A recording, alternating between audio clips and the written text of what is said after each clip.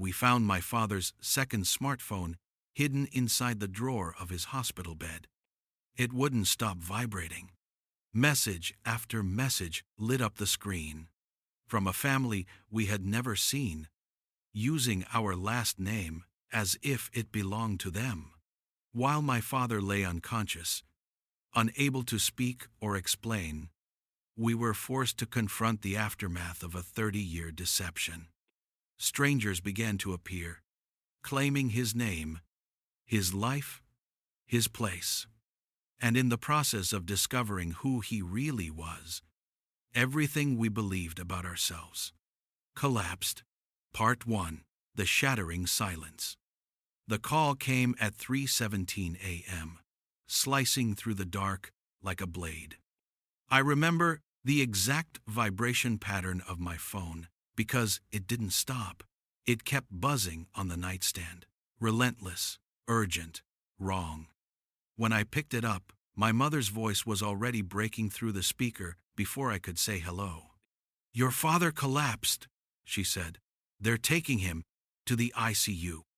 For a moment, the words refused to assemble into meaning. My father didn't collapse. He was solid, predictable.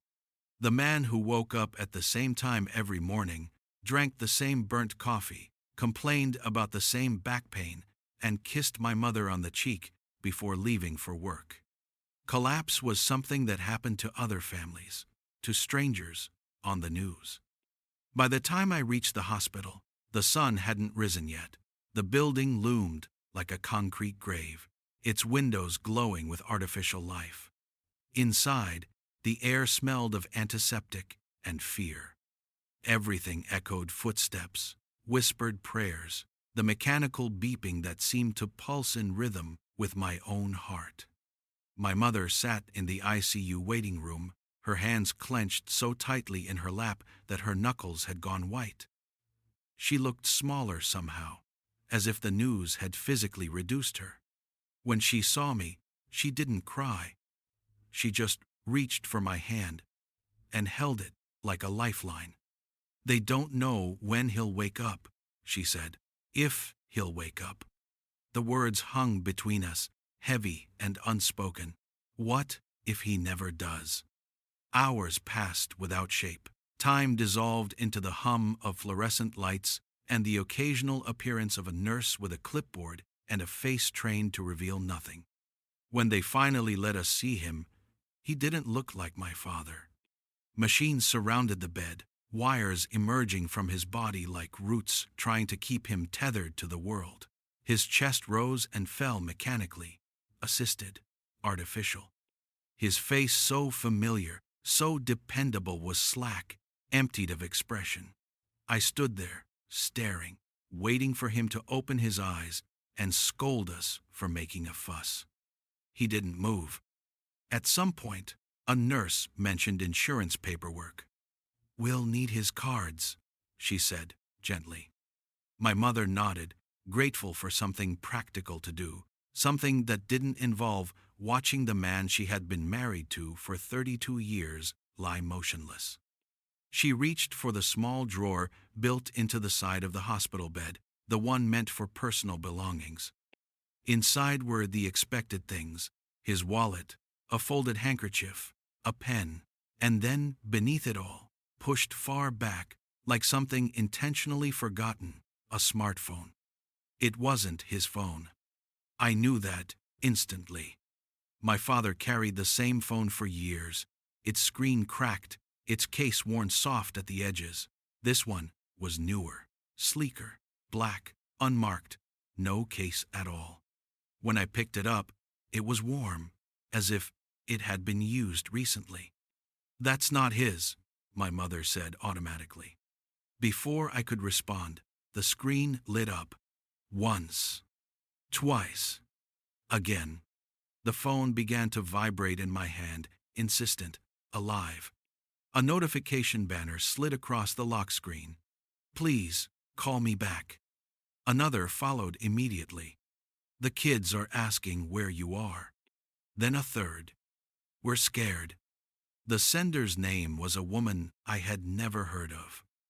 But what made my stomach drop wasn't her name. It was the last name. Our last name. My mother leaned closer, squinting. "Who is that?" she asked. I didn't answer. I couldn't. My throat had closed, my mind scrambling for a reasonable explanation. Some mistake, some bizarre coincidence, anything that would preserve the world as I understood it. The phone vibrated again. This time, the lock screen didn't just show a message. It showed a photo. My father stood in the center of it, smiling, really smiling, the way he rarely did in photos with us. He had his arm around a woman, her head resting comfortably against his shoulder. Two children stood in front of them, beaming at the camera, frosting smeared across their faces. A birthday cake sat on the table behind them. Candles, balloons, a banner that read, "Happy Birthday, Dad." The room seemed to tilt. That's your father," my mother whispered. Her voice sounded distant, as if it were coming from underwater. I stared at the image, searching for signs of manipulation, a trick of angles, a coincidence, but there was no denying the face, the familiar slope of his nose, the faint scar above his eyebrow. In photo. The same man lying unconscious 10 feet away, now frozen in a moment of joy we had never shared. My hands began to shake. More notifications poured in, stacking over one another like an accusation. School pickup. Doctor appointment reminder. Miss you already. Each message chipped away at something fundamental inside me, something I hadn't realized was fragile until it began to break. My mother sank back into her chair, one hand pressed to her mouth. "This isn't possible," she said. "There has to be an explanation." I wanted to believe her. But as I swiped the screen, my thumb moving almost of its own accord, the phone unlocked. No password, no fingerprint, as if he had never expected us to find it. The home screen was meticulously organized. Banking apps I didn't recognize, messaging platforms I'd never seen him use. A calendar, color-coded in ways that made no sense until I noticed the duplicate entries. 2 sets of holidays, 2 sets of birthdays, 2 lives. I felt something inside me fracture, not loudly, not all at once, but with a quiet, irreversible crack. Behind us, the machines continued their steady beeping, indifferent to our unraveling. My father lay motionless, suspended between life and death, while the man we thought we knew began to disappear before our eyes. What should have been the worst day of our lives, the day we almost lost him, was quietly transforming into something else entirely. The day we realized we never truly had him at all. Part 2. The digital breadcrumbs. The phone felt heavier the longer I held it, as if every notification added weight not to the device, but to the truth pressing down on my chest. I shouldn't have kept scrolling. Some instinct deep inside me screamed to put it back in the drawer, to pretend we had never seen it, but denial requires ignorance, and that luxury was already gone. The screen was unlocked. The door was open. Whatever waited on the other side was no longer optional. I opened the photo gallery. Years of images loaded instantly, arranged in neat rows that told a story without words.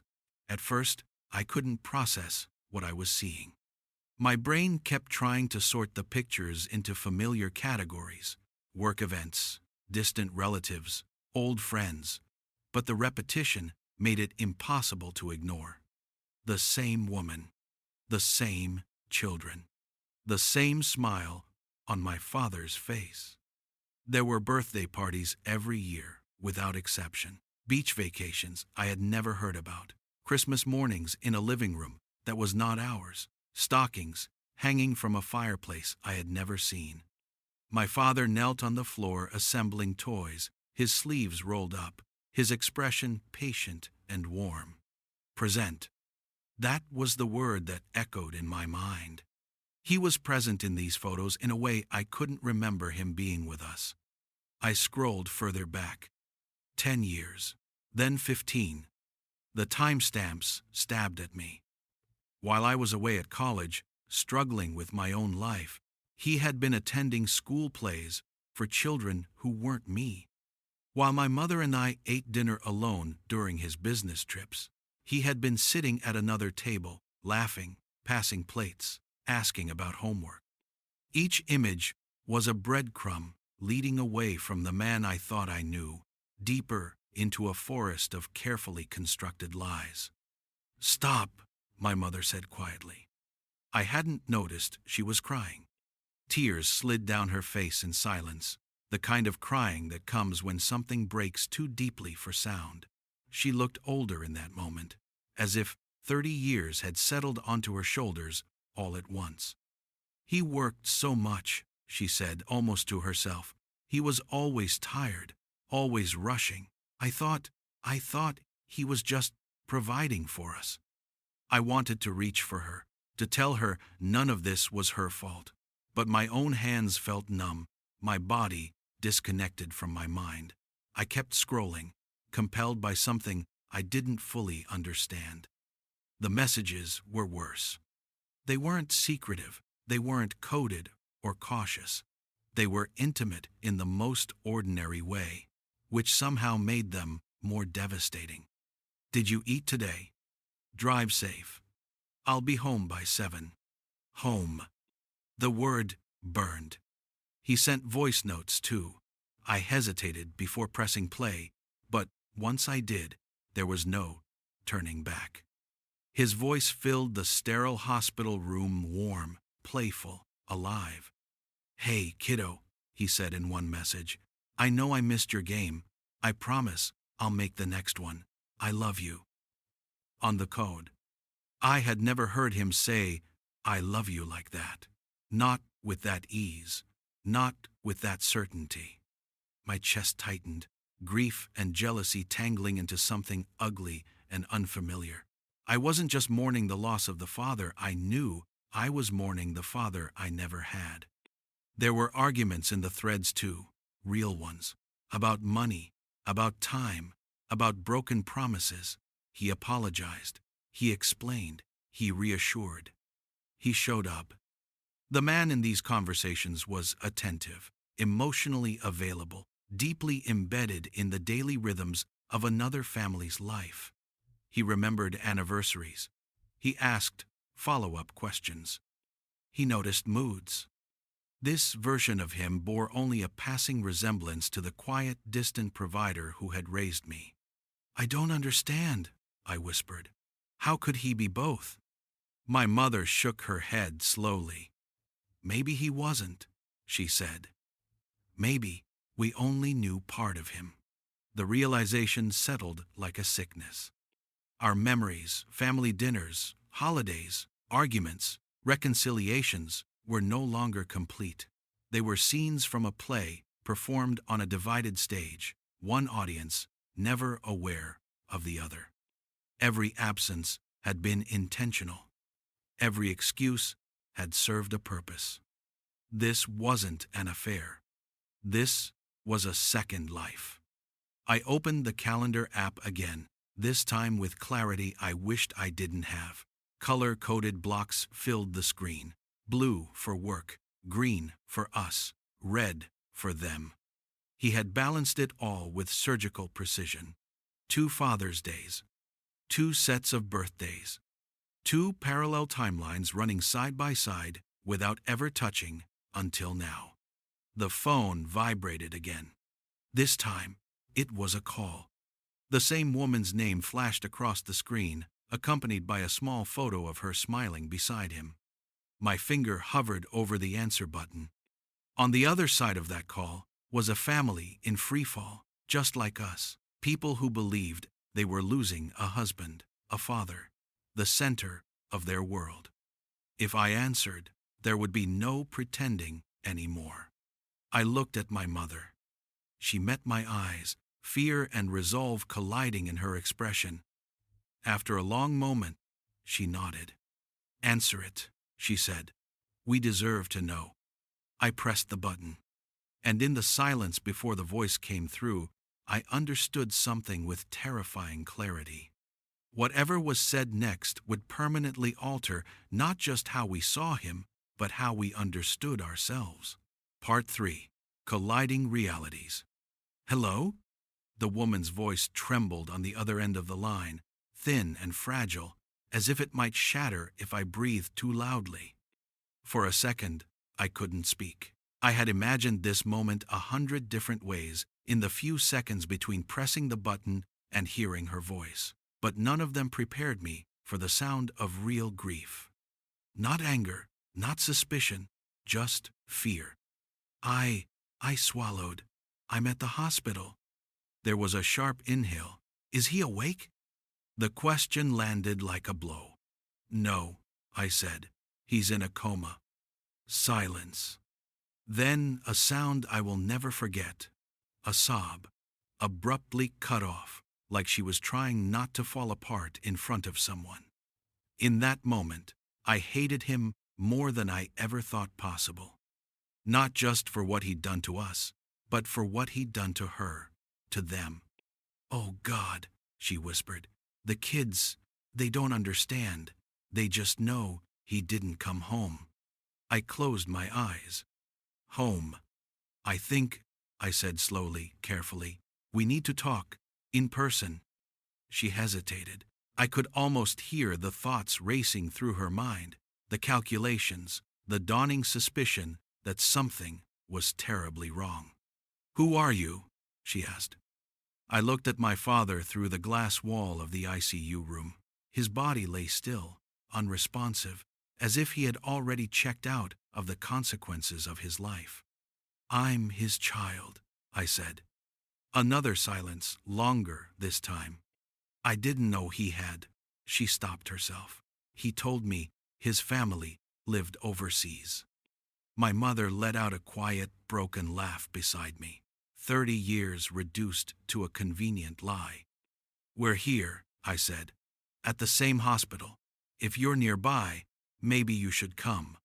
She didn't answer right away. When she finally did, her voice was different, harder, edged with something like resolve. We're on our way. The next hour passed in a blur of anxiety and dread. I kept imagining what she looked like, how old the children were, whether they looked like him. I tried and failed not to picture them walking through the doors, carrying the same last name like a shared wound. They arrived quietly. No dramatic entrance, no confrontation, just a woman standing uncertainly at the edge of the ICU hallway, her coat still on, her eyes scanning the room as if she were afraid of being seen. 2 children hovered close behind her, a teenage boy with his father's jawline, and a younger girl clutching a stuffed animal so tightly its fur had gone flat. Our eyes met. Recognition flickered across her face, not because she knew us, but because she didn't. We were strangers, yet connected by something so intimate it made my skin crawl. You're them, she said softly. Yes, my mother replied. The children stared at us openly, curiosity mixing with confusion. I wondered what they had been told, if they knew they were walking into a collision that would reshape their understanding of the world. We stood there, 2 families orbiting the same man, unsure how to exist in the same space. The hallway felt too small. A nurse glanced at us, her eyes moving between the groups, clearly sensing the tension but trained not to ask questions. Hospitals see all kinds of brokenness. This was just another variation. They won't let everyone in at once, the woman said. ICU rules. Of course. We took turns. When it was her turn, I watched her through the glass as she approached his bed. She reached for his hand with familiarity, brushing her thumb over his knuckles. It was a gesture I had seen my mother make countless times. Except this time, it wasn't my mother.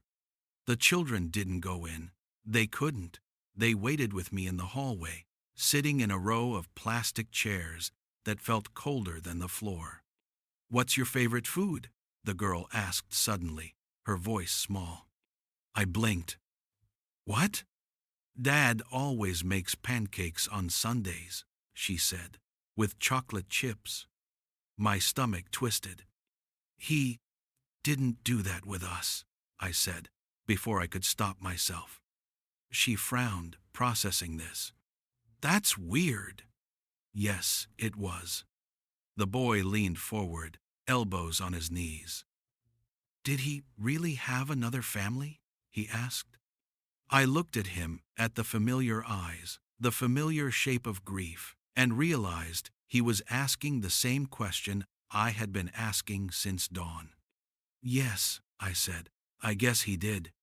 He nodded slowly, as if confirming something he had already suspected. When their mother returned, her face was pale but composed. She didn't cry. Not anymore. "There's more," she said quietly. "You should know." We found an empty consultation room, the kind meant for bad news. The irony wasn't lost on any of us. She explained in fragments, at first separate bank accounts under a variation of his name, a house they lived in, another work apartment, she now realized was never just for work. Everything had been managed digitally, finances, documents, even insurance policies stored in encrypted cloud folders he controlled. "He was careful," she said, "too careful." My mother closed her eyes. "He had 2 lives," I said, "and now we're left with the mess." No one argued.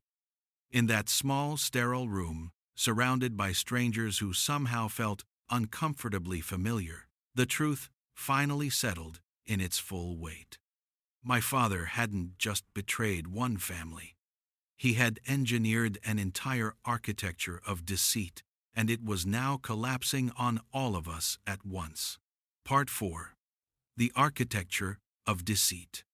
Once the shock settled, something colder took its place. Understanding. It crept in slowly, methodically, like the realization that a house you've lived in your entire life was built on a fault line. The walls still stand, the roof still holds, but you know now that none of it was ever stable. We began reconstructing his life the only way we could, backward. Dates, locations, transactions, patterns. It was horrifying how clean it all was. He hadn't stumbled into 2 families by accident. This wasn't a man losing control of his lies. This was design, strategy, maintenance, and his job had been the perfect cover. Frequent business trips, conferences that no one ever attended with him, a role that rewarded unpredictability and praised flexibility. Remote work long before it became common.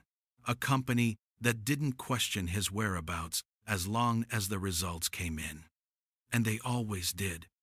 When I asked my mother how often he traveled, she answered without hesitation, 2 or 3 times a month, sometimes more.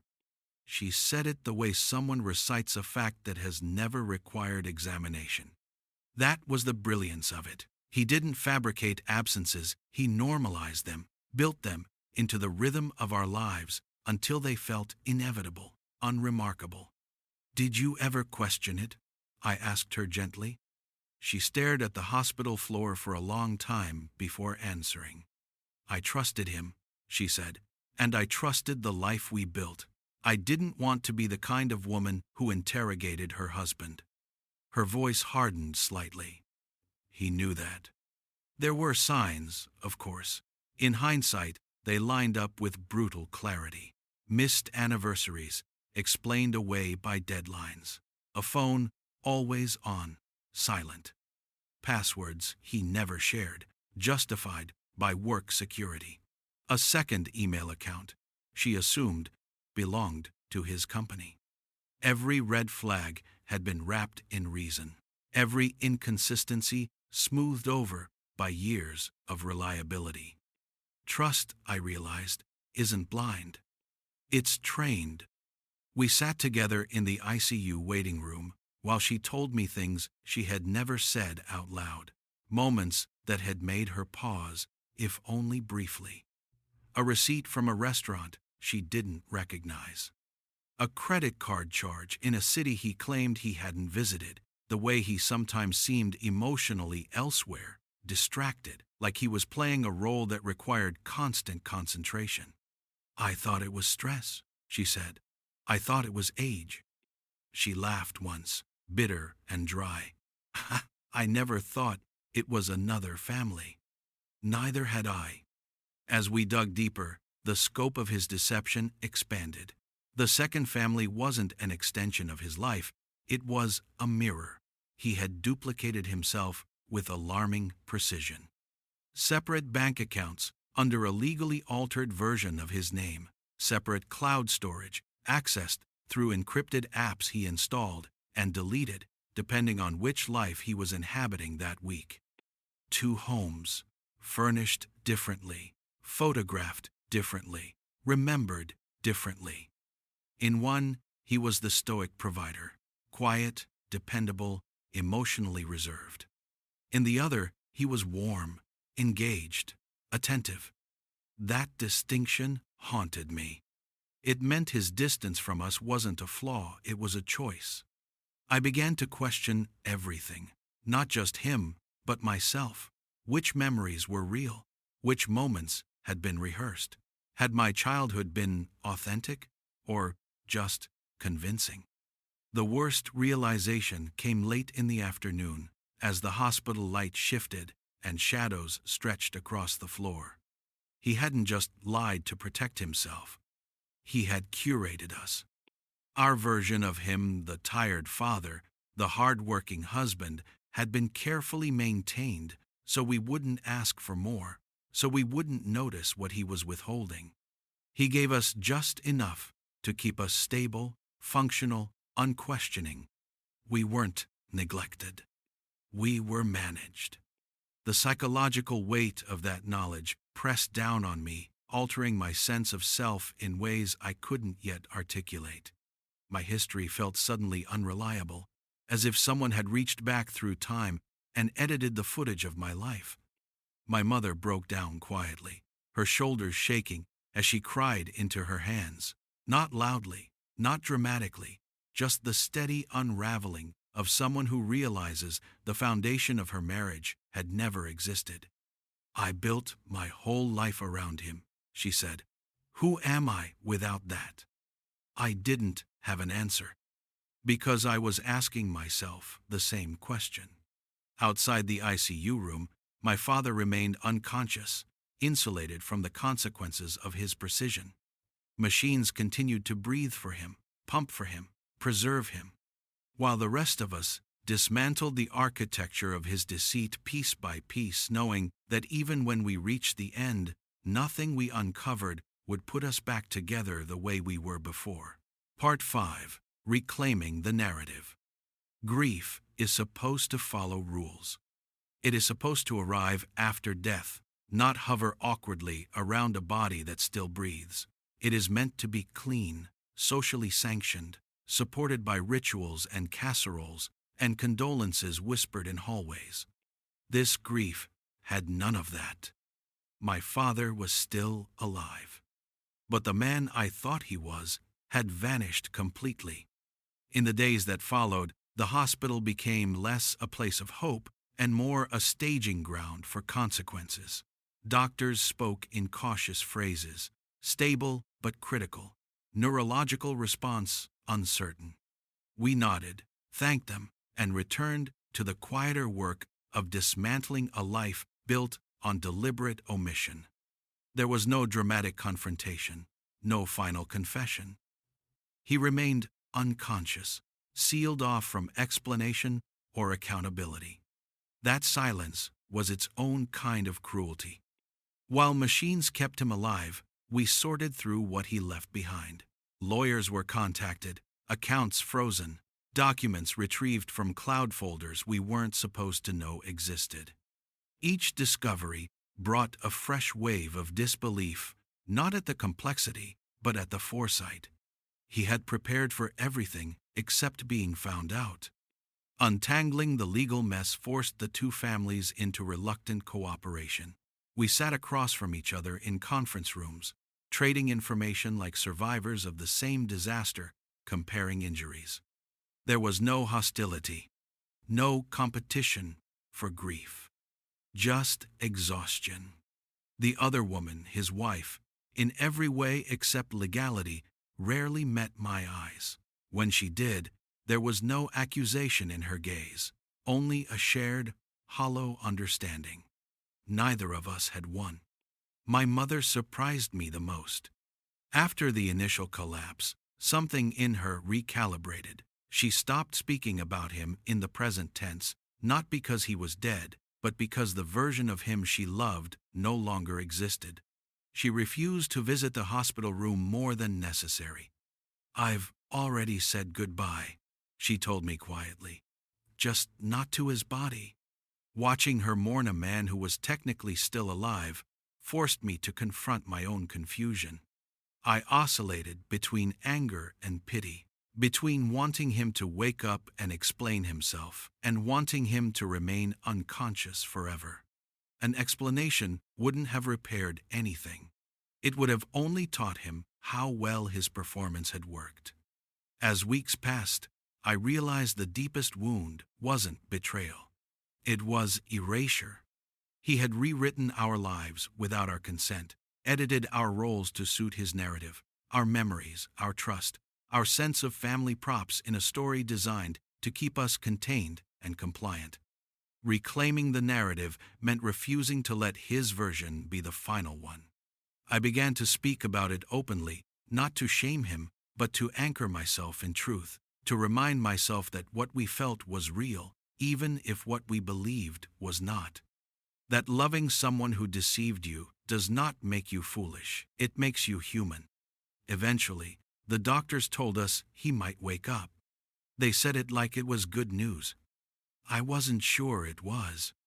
If he opened his eyes, he would enter a world where both of his carefully constructed realities had collapsed into one, where there were no separate calendars, no encrypted folders, no controlled absences.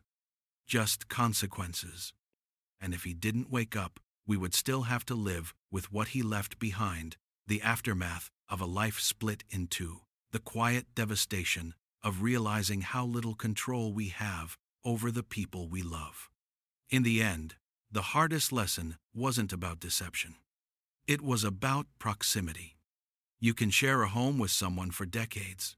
You can share a name, a history, a bed, and still never truly know them. That knowledge no longer frightens me the way it once did, because understanding it gave me something back, my ability to choose honesty, even when it's painful, to build a life that doesn't require compartments or silence to survive. My father's story ended the moment the truth came out. Mine didn't. And for the first time, that difference felt like freedom.